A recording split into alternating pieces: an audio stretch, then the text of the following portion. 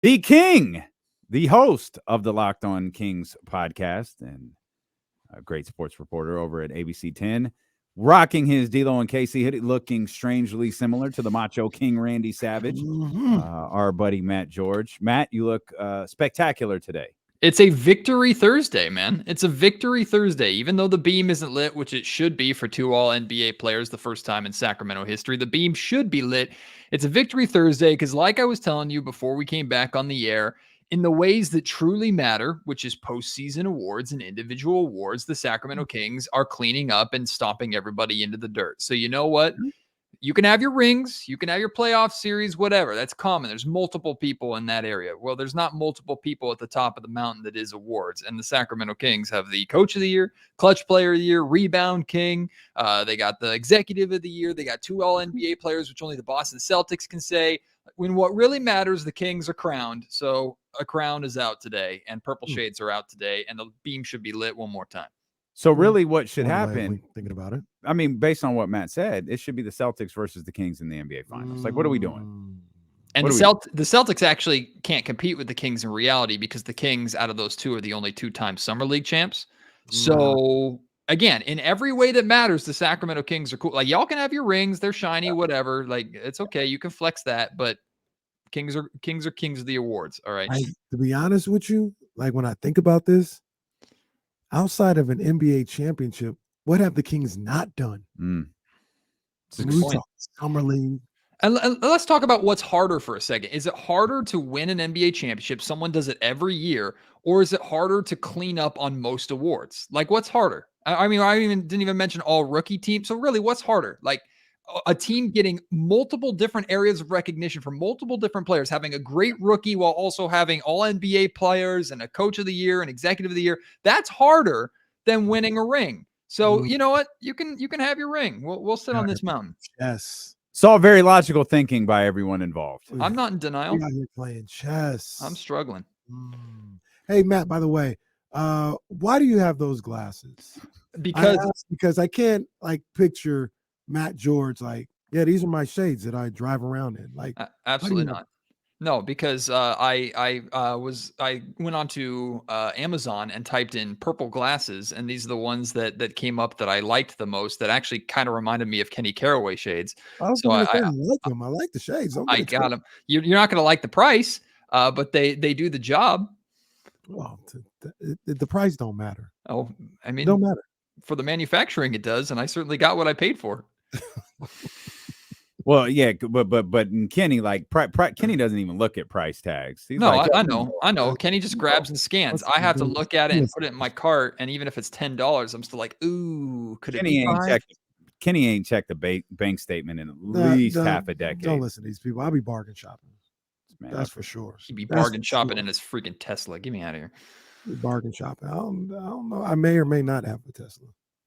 All kidding aside, what do you think this all NBA these all NBA selections, and really, we'll piggyback off of what you were saying a second ago, Kings really did have an extraordinary awards season, if you will. What does that say to this season that the Kings have, but more importantly, what does it say about moving forward? Well, I think first and foremost, it's a true acknowledgement of Sacramento's return and in many ways arrival. Like, to me, what the awards say are the Sacramento Kings did something this year that cannot be ignored and has to be acknowledged, and acknowledged on multiple fronts. Again, it's one thing if they just had the coach of the year or just had all NBA talent. The fact that so many areas are getting awards, so many, like from front office to coaching staff to players to rookies, suggests to me, and individual like numbers, rebounds, things like that too, clutch player of the year. Like what the Sacramento Kings did as a whole cannot be ignored. They also had like Malik Monk receiving votes for sixth man of the year. So they were all over so many different areas of basketball awards, which says what we all knew about this year, which was it was an incredible year, an incredible ride, vibes, fun. The acknowledgement is excellent. But now, like I wear this get up today because in reality, like today is the last day I think we can truly feel like this. We can always remember this season and be fond of this season. But today feels like the last day, the day after the All-NBA. Really, you could say yesterday was the last day that it's celebration of what was.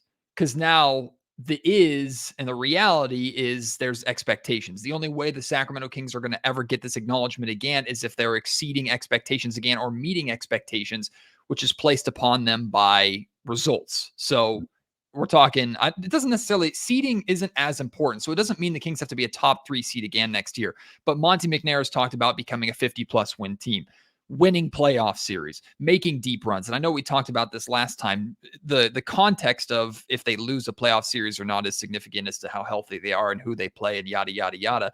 But this Kings team is trying to build into something. I had G-Man on my show on Locked On Kings yesterday, and one of the things he pointed out was the Sacramento Kings returned to the playoffs and were first-round eliminations 2 straight years before they went on their run. So it could happen again that the Kings are eliminated 2 years in a row, but what does that look like? We don't really know. But ultimately, the Kings have to build upon what they did. That's the expectation to this point. So this year was vibes. This year was fun. This year, the awards are coming because the Kings deserve it with their return. Now they have to stay here and build upon it. Nobody's going to give Mike Brown a Coach of the Year award for getting back to this same point. At this point, Mike Brown, if he's a 2-time Coach of the Year, it's because the Sacramento Kings are a number 1 seed flirting with 60 wins and are expected to make a deep championship run. So the awards are great now, but they're not coming again unless you really, really do something.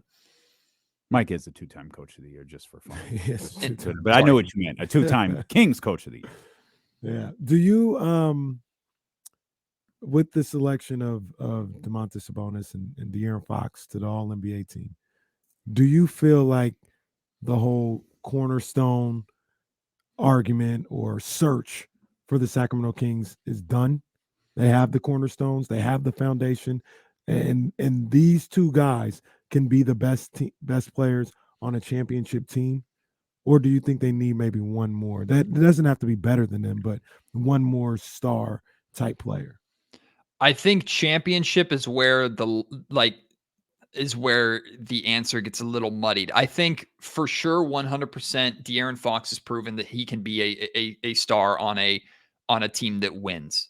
And championship is, to me, what De'Aaron has to do. The next step that De'Aaron has to make simply is scoring, consistent scoring. And while he was the clutch player of the year and he averaged what, 25 points per game or something around that. Like, the next step for De'Aaron is he was an all-star by injury replacement. I would argue he shouldn't have been. I'm very glad he was named to the All-NBA third team and acknowledged as a top 15 player in the NBA. I actually have a question for you about that. So remind me to get back to that later. But De'Aaron has to get to that status of, oh no, he's in no matter what, whether it's as a reserve or starter, that doesn't really matter, but we have to put De'Aaron Fox in the All-Star game because of this. This is what he's doing. It's very similar to what like the voters said with Dame Lillard, right? Like, Dame Lillard's on a terrible team in Portland, but his numbers and his scoring and what he's doing is so sensational. We have to put him in there. That's why he got a reserve spot and De'Aaron Fox didn't. So to me, the next step of De'Aaron Fox's game is you don't have to win clutch player of the year again. The Kings are going to need you to be that 4th quarter scorer, I think, consistently if they want to have a chance to win a championship. But can you consistently enter the 4th quarter with 17 to 20 points? So that when you go off in the 4th, you're now in the 30s to sometimes flirting with 40. I'm not saying Fox has to score 30 to 40 points a night, but can he be a 27, 28 points per game scorer that is doing it for all 4 quarters, not just the 3rd and 4th? The Kings didn't need Fox to be that guy for all 4 quarters to win. And I think that was good coming into this season because that's what they needed in years past for them to even have a chance. It took some of that weight off of Fox's shoulders. I'm not saying now let's put that weight back on, but if Fox wants to be essentially, and it's really unfair to compare Fox to Steph Curry or Jimmy Butler because they're sensational talents, but if Fox can become that guy that in a playoff series, game 7 can say, if we need 40 or 50, I'm going to go do it.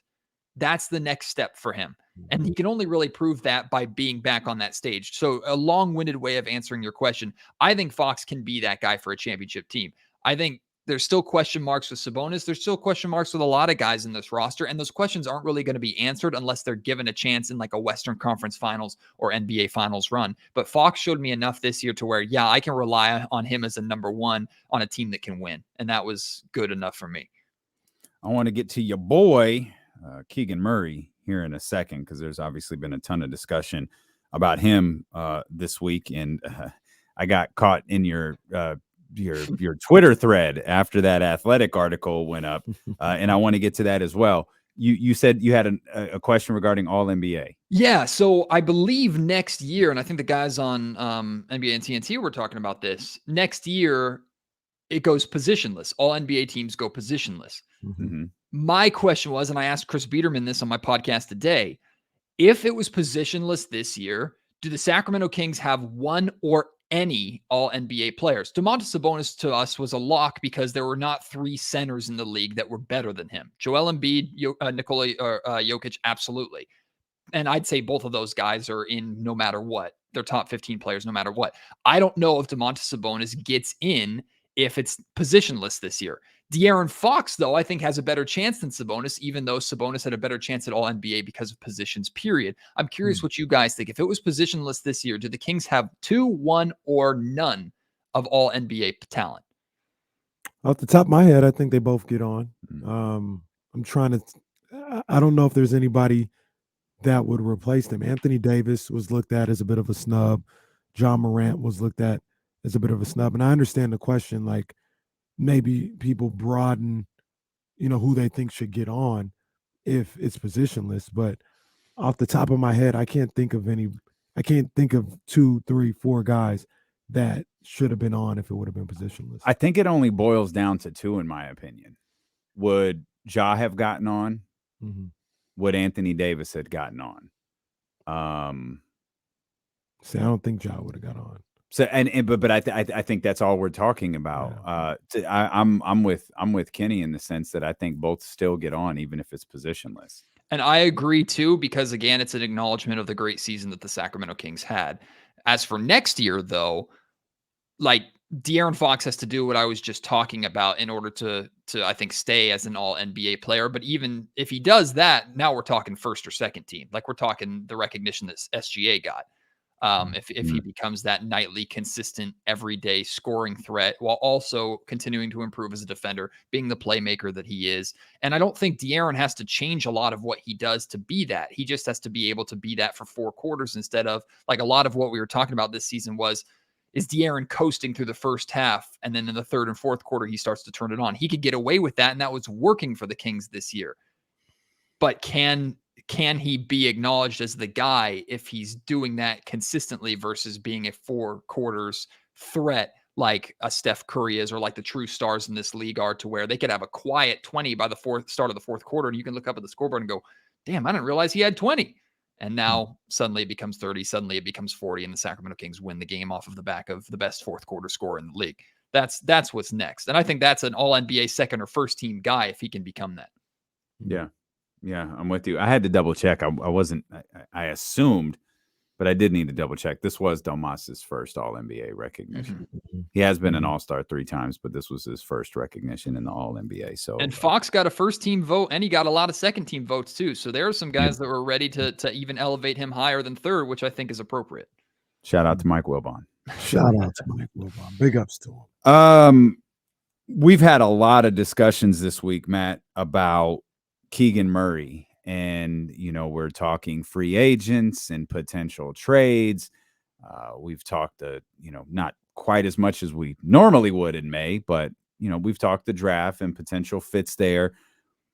But one thing that seems to be regularly referenced is when Monty talks about maintain and improve, the biggest improvement could potentially come from someone on their roster, and that being your guy, Keegan Murray. I agree 100%. I think Keegan Murray is, if the Kings are looking for what they need, I think is another create your own shot, consistent scorer. Mm-hmm. There is nobody on this roster that is more likely of taking that position than Keegan Murray at this point in time. And that's going to stay the same unless Monty goes out and finds another one of those guys. And I think that's appropriate for Keegan. That doesn't mean that he has to be creating his shot the majority of the time up the floor. It's still going to be De'Aaron doing that, and they're still going to run the ball through Domantas Sabonis a ton. But the Kings needed in this playoff series another guy that when Fox is taken out of the play or Fox is on the bench getting a breather and Domantas Sabonis is struggling, another guy that can create for himself. And we saw like stretches of that with, especially in, I think it might have been game 7, where the Kings in the third quarter went through Harrison Barnes in the post like 5 out of 8 possessions straight. Like they just said, go to the post, Harrison, go get us a bucket. We need you to score, and we know you can create in the post, and kind of emphasize that mismatch there. So to me, Keegan Murray is the most likely guy to become that, and I like what. I do think Monty tipped his hand a little bit in his postseason press conference where he kind of said a lot of the Sacramento Kings getting better has to do with the core of 24, 25, 26-year-olds here in Sacramento that have to improve.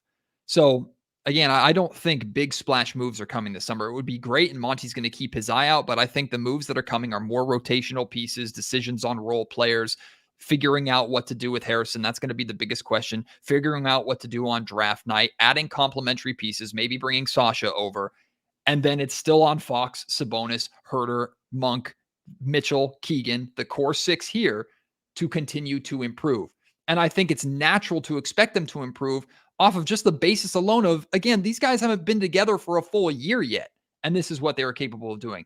Now they know each other. Now they understand each other. Can they get to the point where they're simply reacting and not thinking? Very similar to what the Warriors do. The Warriors know where each other is at all times, which is a credit to Kerr and his staff and what they've built there and the system that they've built there. I think Mike can do the same thing here in Sacramento with a group that has now played together for over a year.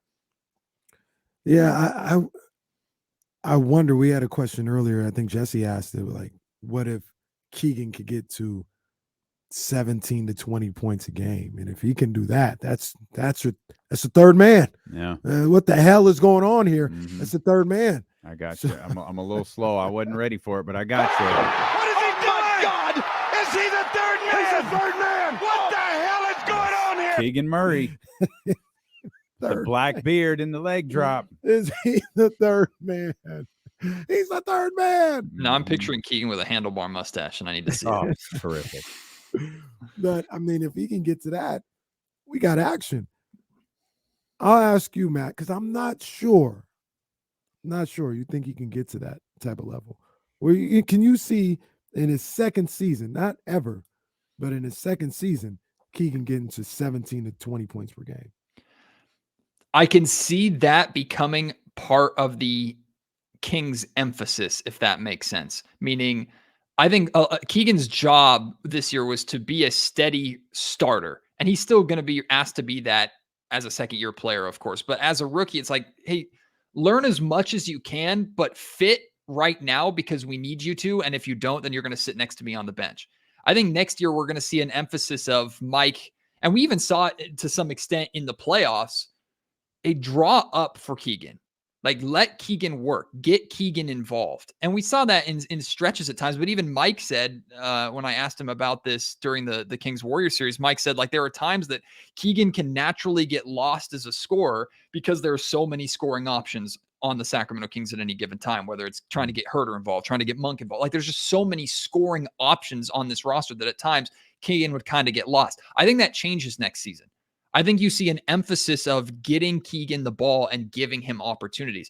When I had Fran McCaffrey on just last week, head coach of Iowa, had him back on, and he talked about Keegan's post game that wasn't even featured. And Keegan was a really good post scorer in college, did a lot in the post in Iowa. Maybe we see more of that a little bit, or give him opportunities. Hey, clear out the wing, give him an opportunity on the wing to go one-on-one. He's shown that he's trying to do a better job of attacking the glass and going aggressive. That's why I love the start to game 5 so much. He established himself with 2 shots at the rim where he lowered his shoulder and went up strong. He didn't dunk them, but it didn't matter. Like, he established the inside game first. Can he do that on a consistent basis?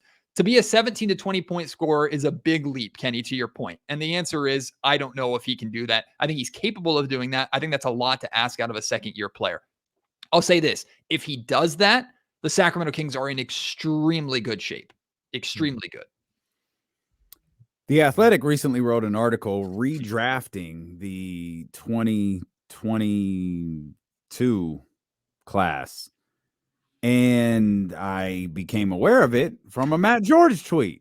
And I was like, oh, Matt's fired up. Oh, what's this article? I mean, look at the article. Okay, I see why Matt's fired up. Now Matt had a very lengthy exchange with the writer who was Sam Vecini. And just a quick note, and then I want to get your thoughts on this, Matt. A quick note to content creators. If it takes too long to explain what you're doing in your content, don't do it. Because my guy had like, well, no, it's not an evaluation of how they played this year or how he basically said it's kind of a gut feeling. It's like, oh, Sam, this is an L. But he really hedged his bet with Keegan Murray, who he put instead of 4th, he put 7th.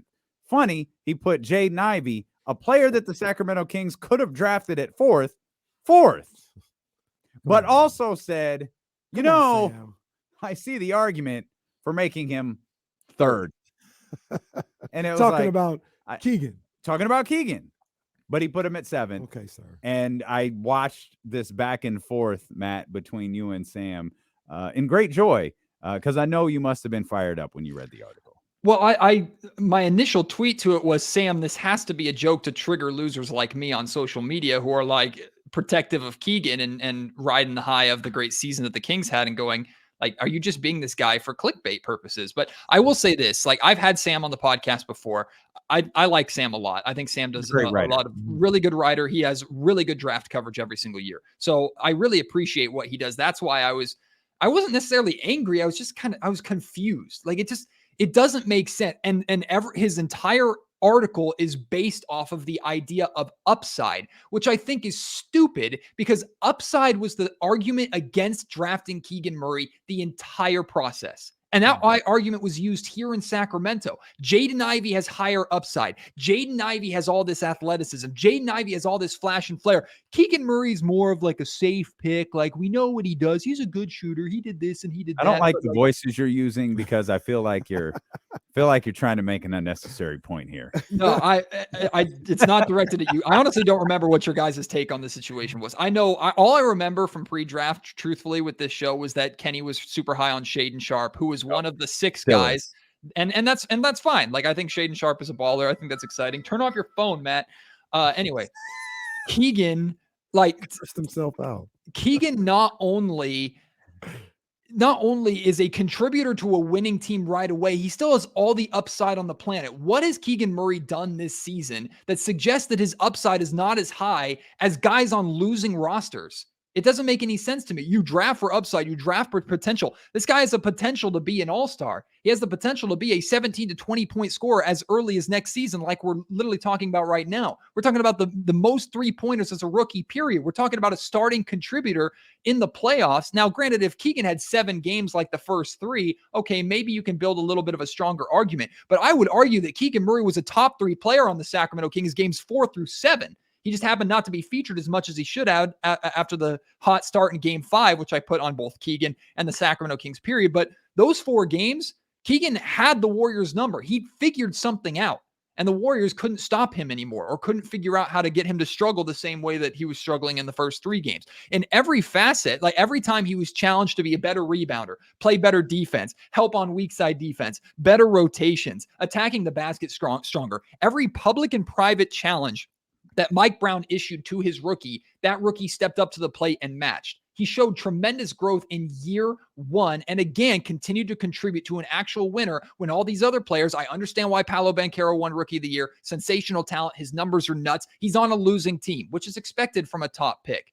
What happened with Keegan Murray is not expected from a top pick. And I think in these conversations of redrafts and upside and Rookie of the Year, it is not acknowledged appropriately how that rookie is contributing to winning basketball.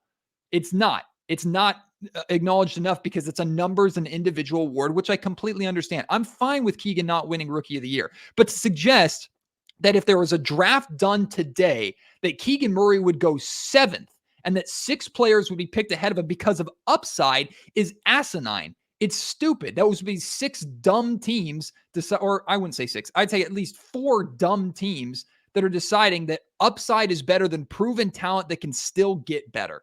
I think it was a ridiculous kind of silly redraft and silly argument that got a reaction out of me, so it worked. Yeah, tell me more about how you're not fired up. Anyway, I'm more mad at myself for my phone going off. Oh, it's fine. That's character of the show. Yeah. Well, look, I agree with everything the Matt said. I really do. I agree. The only thing, and I would have had Keegan Murray going higher, in a redraft in 7th. Absolutely. There's a number of different reasons for that. The only thing that I would say about the upside is there are some questions about the upside of Keegan Murray. For me, the only real question there is will he ever be somebody that can create his own shot? Then you look at, a lot of the guys that he had in front of him, which again, it's just one aspect. That's not a reason to say, hey, I would take this guy over Keegan Murray. But some of those guys, their upside to be a 3-level scorer right now, maybe I'm a little more confident in that from some of those other guys than Keegan. But like we continue to say, if Keegan shows that he can do that, he can be a 3-level scorer. Everybody always talks about Middleton. If he can get to the point where his handle was what Chris Middleton's was, and he could score off the bounce on three different levels, like Chris Middleton, now we got something. Yeah, there's different aspects of upside. I mean, in reality, you draft players to help you win basketball games. Like, that's the point. The point is not to, I mean, the Kings have done for nearly 20 years of drafting players that maybe could put up fun numbers. Tyreek Evans, 25-5. Woo! He won Rookie of the Year. Woo! The Sacramento Kings were absolute garbage. DeMarcus Cousins, not his fault, by the way, but DeMarcus Cousins dominated numbers-wise. The Sacramento Kings never won more than 30 games, or I don't even think they got to the 30-win mark, if I'm not mistaken. Like, woo! Paolo Banchero is going to put up amazing numbers and has far better potential to be a superstar than Keegan Murray does. I can acknowledge that while also going, I think Keegan Murray, if you put Paolo Banchero in Sacramento and ask him to do the same job that Keegan Murray was doing, he wouldn't have been as effective because that's not what Paolo Banchero does. If Paolo Banchero was here in Sacramento, tremendous upside, a lot of reasons to be excited. The Sacramento Kings play a completely different brand of basketball than they played, and I don't know if it's as successful. What I know is what the Kings did with Keegan Murray as a rookie this year was successful. And there's no reason to believe he won't continue to get better because he's just going to get bigger. He's going to get stronger. He's going to get smarter. And he's shown tremendous growth over the course of his rookie season. So upside is subjective. But I understand. Oh, Chet Holmgren has better upside than Keegan Murray. Okay, I know Keegan Murray can actually play NBA basketball. I don't even know if Chet Holmgren can. I think he has star potential up the wazoo. Is he going to be able to step onto a basketball floor other than summer league? Where is the wazoo? Well, never mind. Don't answer. Don't answer. Might edit this together with our Blue Chew conversation earlier. Facts. The only one that on the redraft, to be fair, that I would have had Keegan probably a 4 again in a redraft. You're taking the teams and all this other stuff. I'd have been fine with that. But you can make an argument for 5 of the 6 before Keegan. The Jeremy Sohan one. Yeah. That's just being ridiculous at this point. And I'm surprised too that if you had told me in a redraft that there would be 6 rookies ahead of Keegan Murray and Walker Kessler wouldn't be one of them.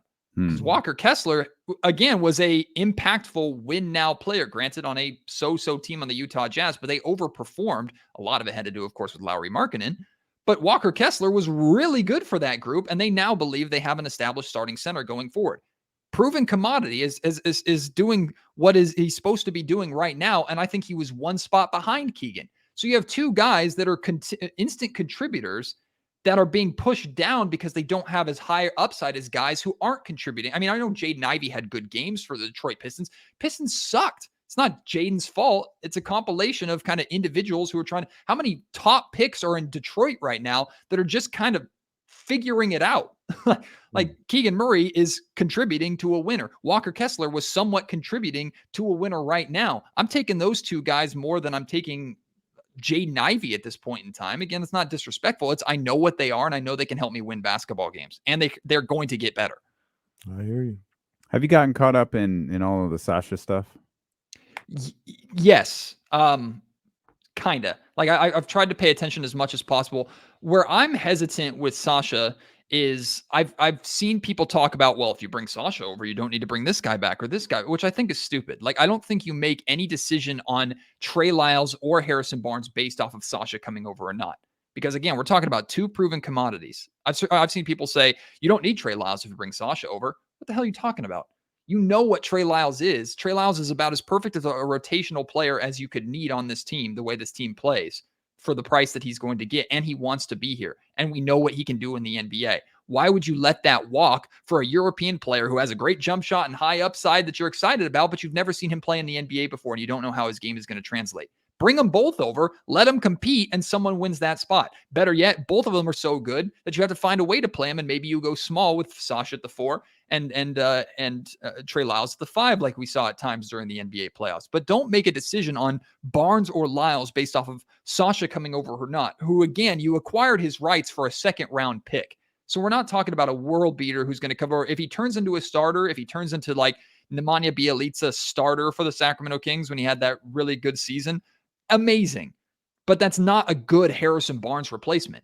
That's not. It's not a good Trey Lyles replacement unless he proves he can do that. So my only opinion on Sasha is bring him over. Would love to see him. There's a lot to get excited about. His quick release is nuts. I know his highlight package wasn't necessarily the best in that playoff game that Mike Brown went and saw earlier this week. But there was a play where a errant pass was thrown his way and he caught it above his head up here, brought it down to about here, and then shot it and released. It didn't go in, but it was close. It was a quick release where you're like, wow, I could really see that being an asset for when De'Aaron Fox attacks the basket.